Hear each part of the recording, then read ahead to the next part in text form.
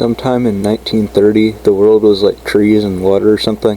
In 1993, here's what Thomas Wooden Railway looked like. And in 2026, here's what Wooden Railway looks like now. But I think it's important to ask, how did we get here?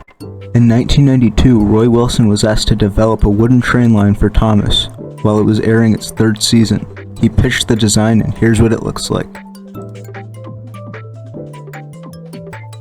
In 1993, they finally released the toys to the public. They only released 10 engines. In 1994, they changed the logo again and changed the production from America to China. And every Thomas Wooden Railway item from 1994 onwards was made in China. Vehicle designs received dated wheels, non-stapled bottoms, and rounded magnets. 16 engines were available this year, with 6 new ones compared to last year. In 1995, they changed the logo again, and then changed it again! 19 new engines were available at the line, with 3 new ones based off the 4th season of Thomas. In 1996, they released 23 engines, and also at this time, Brio made Thomas items to compete with Thomas Wooden Railway. It did not last that long. They released 8 engines in its first year. In 1997, the engines were updated with thicker wheels. In 1998, Roy Wilson left Learning Curve over Wooden Railway's direction and increasing use of plastic, and wow. They had changed the funnels to be plastic, and the tender engines had molded coal. They'd released 30 characters by this time. Brio had also released 14 engines by this time after not making anything in the previous year. Character variants were also new this year. In 1999, they released character cards, and names were now printed on the bottom. 32 engines had been released by this point. Brio had also released 18 engines by this point. Value packs were also introduced this year. In 2000, they changed the logo again, and Thomas and the Magic Railroad released. All the new products this year were themed after it. They had released 35 engines, all new ones based off of the movie. Brio had also released 23 engines by this point. The battery-powered range was also introduced, and they looked In 2001, Brio discontinued due to poor sales, with a total of 47 items released. In 2002, Wooden Railway turned 10 years old, and the clickety-clack track design got replaced with traction rail. They had also introduced the roadway system with 50 engines released. They also changed the faces, and they look... In 2003, 52 engines were released by that point. Wheel dates were dated 2003, and that stayed the same until 2013, when I know for a fact Dirty Scruff was not released in 2003. In 2004, they released Sights and Sounds Destinations. 55 engines were released this year.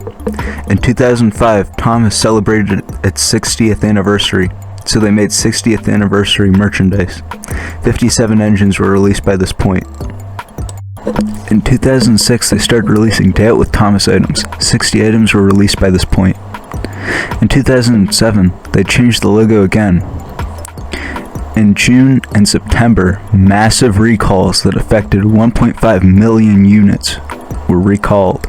They were infected with lead paint. Roy Wilson was appalled by the recalls. In 2008, 61 new engines had been released by that point, and things seemed to be back to normal. In 2009, the track got replaced with flat connectors. 68 engines were released by this point. In 2010, the logo got changed yet again.